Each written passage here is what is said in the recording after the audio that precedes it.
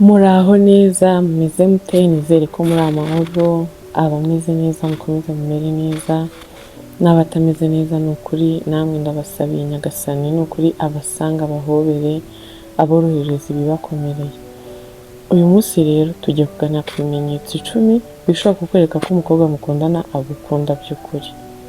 Ubushize twari twavuze ku bizamini 5 ushobora gukorera umukobwa mukundana ukamenya nimba agukunda koko bya nyabyo, nta kindi agukurikiyeho.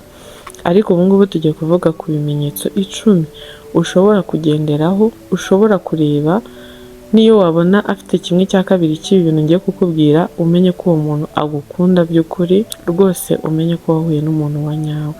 Ikintu cya mbere rero gishobora kukwereka ko uyu muntu mwahuye ari uwa nyawe, ni uko uzasanga agushyira mu mishinga ye y'ahazaza. Iyo avuga ahazaza he ntabwo wumva avuga ngo nzakora ibi, wumva avuga ngo tuzakora ibi, kuko nawe agushyira mu mishinga ye y'ahazaza. Icya kabiri rero kizakwereka ko uwo muntu mwahuye ari uwa nyawe, ni uko no mu gihe mwashwanye akubaha. Mwashwanye ariko uri kubona icyubahiro ari ryo shingiro ry'urukundo rwe. Ikimenyetso cya gatatu rero kinakomeye cyane ni ukuba uyu muntu akuba hafi no mu gihe ukennye. Ufite ubukene ariko urabona nta cyahindutse, n'ubundi yakomeje kuba wa wundi, nta kintu kimwe cyahindutse kuri we, ahubwo uri kubona akuri hafi, ari gushakisha uburyo ibyo bihe bikomeye wabivamo, ari kugerageza kugufasha kugira ngo ibyo bihe bikomeye mubivemo. Uwo muntu umenye ko ari uwa nyawe kabisa. Iki kintu kiba gikomeye cyane. Ikimenyetso cya 4 rero gishobora kukwereka ko uyu muntu mwahuye ari uwa nyawe ni uko akubikira ibanga. Ibyo muvuganye byose ntabwo bisanga mu nshuti ze, agerageza kubika ibanga. Nimba muvuganye, icyo muvuganye ni wowe nawe gusa, ntabwo ajya kubibwira inshuti ze cyangwa umuryango we. Usanga ari we muntu ukubera urukuta rurinda isura yawe muri rubanda.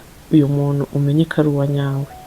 Icya 5 gishobora kukwereka ko uyu muntu ari uwa nyawe ni uko ubona ayitanga ku bwawe, aragerageza akitanga ku bwawe.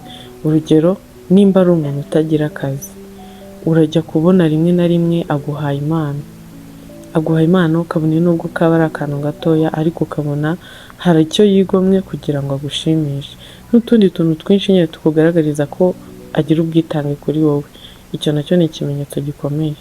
Icya 6 rero kikwereka ko uyu muntu ari uwa nyawe ni uko agerageza kugushyigikira mu nzozi zawe. Umubwiye ko ushaka gutangira umushinga, umubwiye ko hari ikintu ushaka kwikorera, niwe muntu wa mbere ukubwira ko bishoboka, niwe muntu wa mbere ugutera ingabo mu bitugu, akakwereka ko bishoboka, kabone nubwo abandi baba babona bidashoboka, ariko waguhagararaho. Uyu muntu nawe aba ari uwa nyawe. Kandi niyo ugerageje gukora uyu mushinga bikanga, ntabwo ari wa muntu uza ngo akubwire ati narakubwiye n'iki, ngo agutangire agufatanye n'ibibazo, akubwire ko n'ubundi bitari gushoboka. Usanga ari wa muntu ukubwira ugukaruma nyine muri situation wenda ntabwo byagenze neza, akaza akicara akakubwira ati ni bisanzwe muri business biranga cyangwa bigakunda. Nyine uba usanga ari wa muntu ukubora hafi mu bihe byose. Ikintu cya 7 rero gishobora kukwereka ko uwo muntu muri kumwe ari uwa nyawe ni uko agerageza kwikosora. Iyo umubwiye ikintu kitagenda, iyo umubwiye ibintu yakoze bikakubabaza, agerageza kugusaba imbabazi kandi akanikosora akanabireka.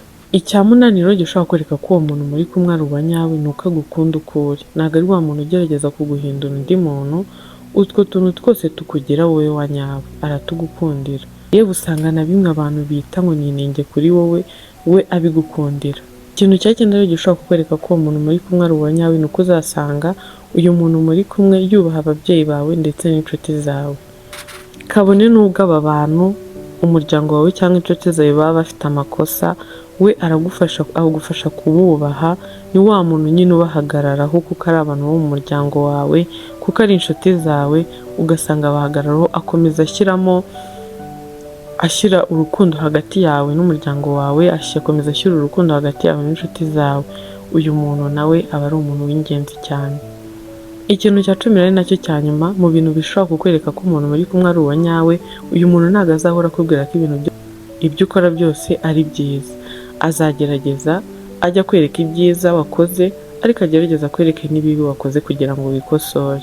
Aho wakoze amakosa azagerageza rwose agucyahe mwituze kugira ngo mugerageze mushake ibisubizo. Ntabwo azahora akubwira ko ibintu byose ari sawa kugira ngo utababara. Uwo muntu nawe ni umuntu w'ingenzi. bavandimwe rero, niba uwo mukobwa mukundana ari uko ameze, gerageza rwose numupfusha ubusa, ubimushimire kandi usabe Imana ko yagumana gutyo, yaguma kwitwara gutyo.